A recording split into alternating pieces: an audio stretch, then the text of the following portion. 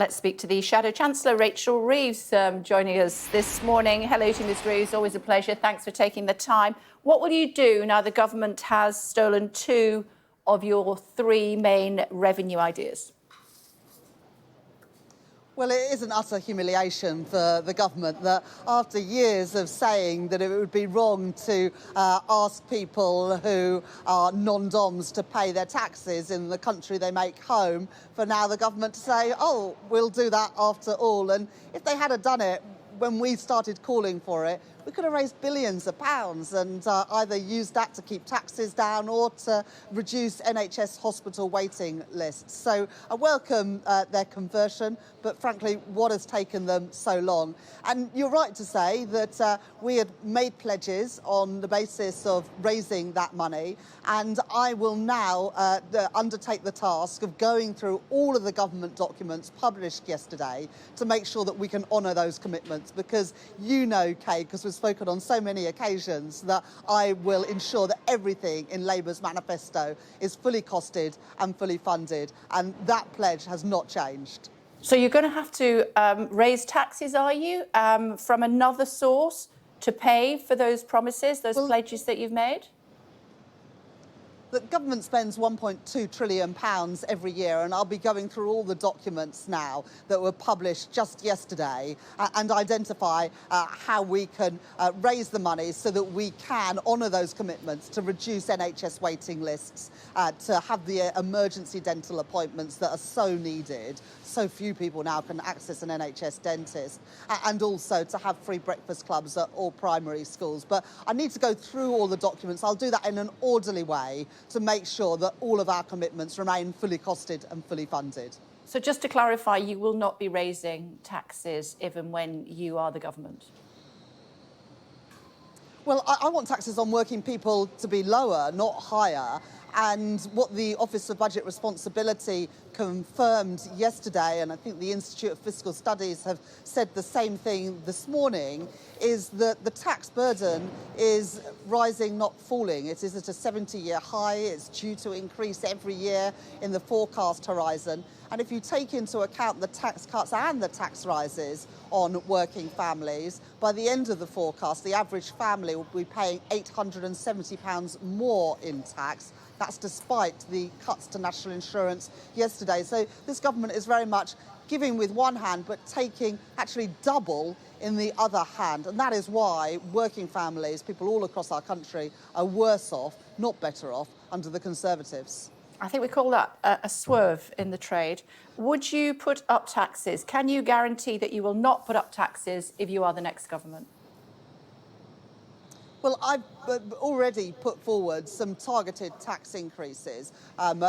You know that we've said that we would close the loopholes on the government's energy profits levy and would use that money to fund a national wealth fund to invest in low-carbon industries, from carbon capture to green hydrogen.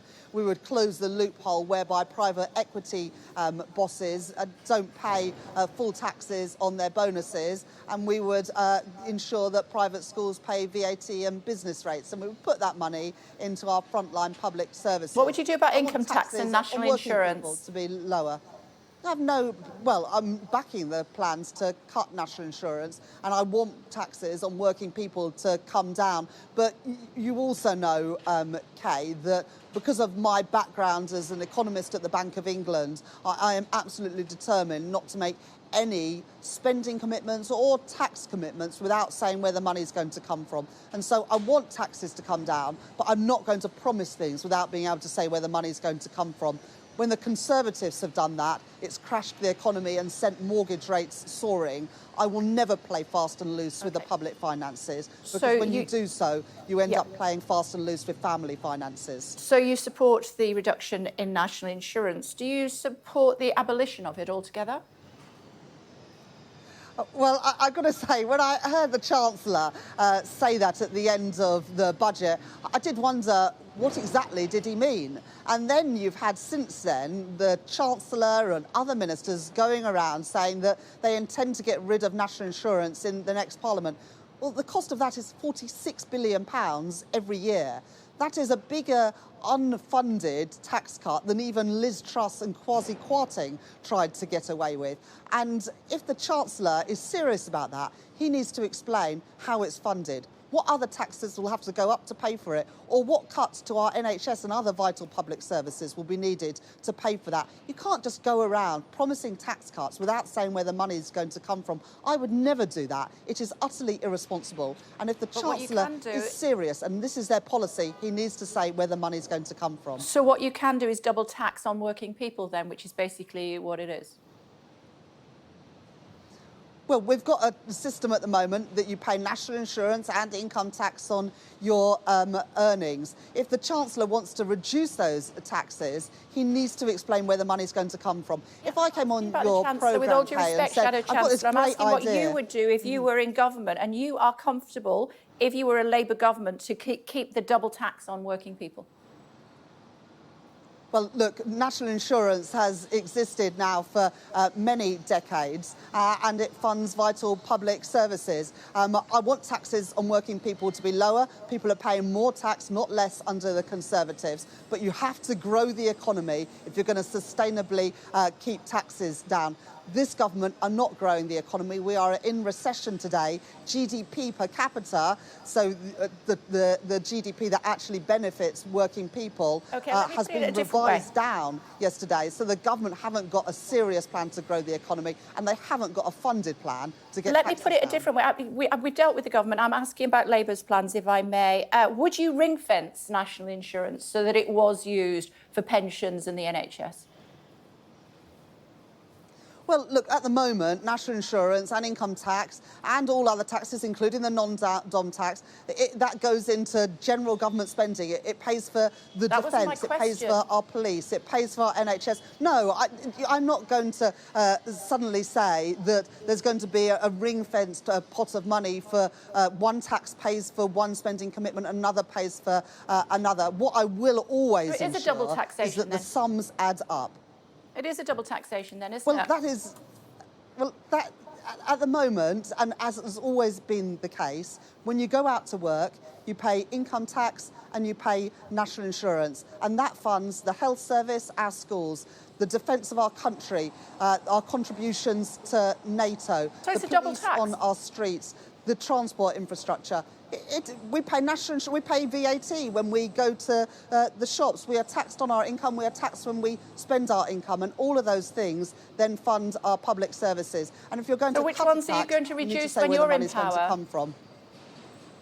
Well, I'm not going to make any unfunded commitments to cut taxes, because the only way you can really sustainably cut taxes is by growing the economy. And that's why, if it hadn't been my budget yesterday, what I would have done would be to reform the planning system, to unlock private investment, create a national wealth fund to invest alongside businesses in the industries of the future, replace the apprenticeship levy with a growth and skills levy to help businesses get the skills they need and help our young people develop the careers and skills they need. Because if you can do those things, if you can lift our growth rate so it's comparable with countries around the world, then we have the money to improve living standards and invest in our public services. Final question on some breaking news that's happened within the last half an hour or so. MPs saying the Post Office is not fit to administer compensation schemes for sub-postmasters caught up in the Horizon scheme. If you are in government, will you remove the Post Office from that role? Well, I haven't seen that report out this morning, but I do share those sentiments that with all of the problems that are unfolding at the Post Office, it's difficult to see how they are fit to administer this scheme. And I would also say to the Chancellor, it was a disgrace that there was nothing in the budget yesterday for the victims of the Post Office scandal, one of the biggest injustices in our country. So you would remove the Post Office from that role? Still has failed to say how people would be compensated. You would remove the Post Office from that role? I haven't seen the report out today. Kay, I haven't seen the report that is out today, but I do share the concerns about whether the Post Office is fit for purpose when it comes to administering this scheme. Busy morning for you, Rachel Reeves. We appreciate you taking the time to fit us into your schedule. Thank you. Thank you.